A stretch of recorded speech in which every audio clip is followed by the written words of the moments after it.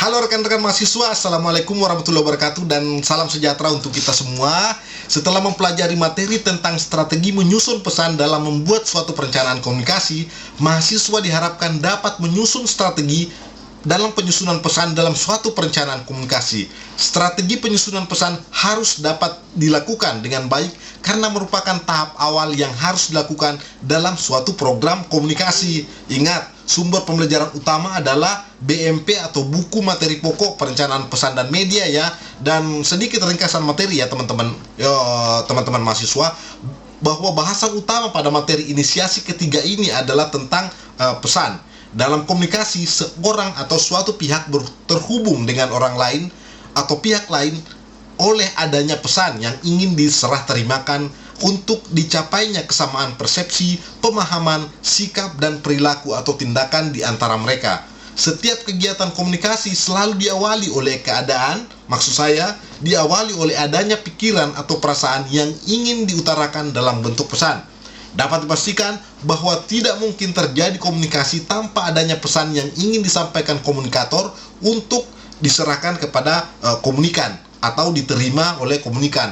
Oleh karena itu, pesan menjadi prasyarat komunikasi, dan apabila kita amati proses komunikasi yang dilanjutkan, maksud saya ditunjukkan dalam berbagai model dari para ahli, tampak bahwa semuanya menempatkan posisi atau kedudukan pesan sentral. Nah, pesan dalam hal ini merupakan elemen utama atau unsur esensial dalam proses komunikasi. Sebagai orang bahkan menyambut pesan atau menyebut pesan, maksud saya, adalah komunikasi itu sendiri.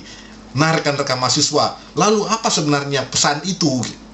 Secara sederhana, pesan adalah hasil pengolahan atau ide atau gagasan, pikiran dan perasaan yang diperlukan atau yang dipertukarkan untuk menghasilkan kesamaan pengetahuan, kemudian kesamaan sikap dan tindakan di antara pihak-pihak yang terlibat dalam komunikasi.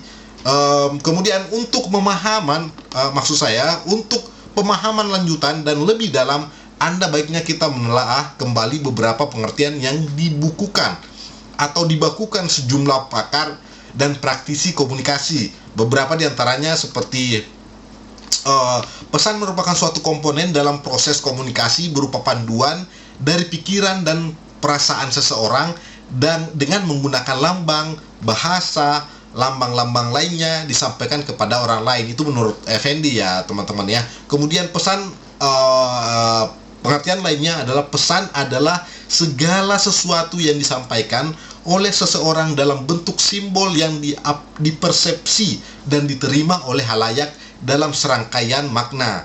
Kemampuan mahasiswa menciptakan simbol, kemampuan manusia menciptakan simbol membulatkan bahwa manusia sudah memiliki kebudayaan yang tinggi dalam berkomunikasi, mulai dari simbol yang sederhana seperti bunyi, isyarat, warna, sampai pada simbol-simbol yang dimodifikasi dalam bentuk sinyal-sinyal melalui gelombang udara dan cahaya. Simbol adalah hasil kreasi manusia yang mengandung makna sehingga bisa digunakan dalam komunikasi antar sesama manusia. Itu menurut Cangara, teman-teman. Nah, teman-teman mahasiswa, ada lagi nih pesan lain nih. Misalnya pesan adalah suatu hasil karya komunikator yang dianggap dapat mewujudkan motif atau maksud yang dalam melakukan komunikasi. Pesan yang dihasilkan ini pada awalnya bersifat abstrak dan tidak dapat diketahui orang lain. Untuk membuat konkret maksud saya, sehingga dapat dikirim dan diterima oleh komunikan. Manusia dengan akal budinya menciptakan sejumlah lambang komunikasi berupa suara, mimik, gerak-gerik, bahan lisan, dan bahasa tulisan. Itu diantaranya ya, mungkin bisa dilanjutkan lagi, ada sekitar 5 teman-teman. Berpijak pada serangkaian seperti di atas, dapat dipahami lebih lanjut bahwa pesan adalah pernyataan yang diutarakan, kemudian aksi tindakan yang dilakukan, dan segala tampilan yang ditunjukkan seseorang kepada orang atau pihak lain dengan makna dan maksud tertentu. Merupakan hasil pengolahan ide gagasan, kemudian yang mewakili perasaan yang ingin disampaikan. Itu bagian pertama ya teman-teman ya. Kemudian kedua, simbol-simbol bermakna dalam bentuk verbal maupun nonverbal yang dapat dipahami oleh pihak-pihak yang terlibat dalam komunikasi. Nah, berdasarkan itu, maka apapun pernyataannya, aksi, tindakan, dan penampilan yang tidak mengandung arti dan maksud tertentu bukanlah pesan. Nah, ingat ini ya. Demikian pula dengan isi dan menyampaikan, maksud saya, dan penyampaian yang tidak mempertimbangkan pemahaman orang lain, dengan dipastikan itu bukanlah pesan komunikasi. Nah, mengingat posisi atau kedudukan dan penting atau urgensi dalam proses komunikasi, maka pesan harus direncanakan dengan baik. Beberapa hal yang harus diperhatikan dalam perencanaan pesan antara lain: 1. Analisis halayak atau calon penerima gagasan, di mana hasil analisis ini benar-benar dimanfaatkan secara optimal untuk perencanaan pesan. Ada beberapa hal ya, poin-poinnya ya, misalnya mengembangkan gagasan dan pokok utama dari gagasan yang disampaikan, menyusun sketsa pesan yang sesuai dengan tujuan yang disampaikan pesan, dan mempertimbangkan halayak sasaran maksud saya, dan ketiga, mempersiapkan umpan balik kegiatan komunikasi. Efektivitas pesan sangat ditentukan oleh cara atau strategi yang diterapkan dalam merencanakan dan mengolah sejumlah faktor berkaitan dengan struktur dan elemen pesan.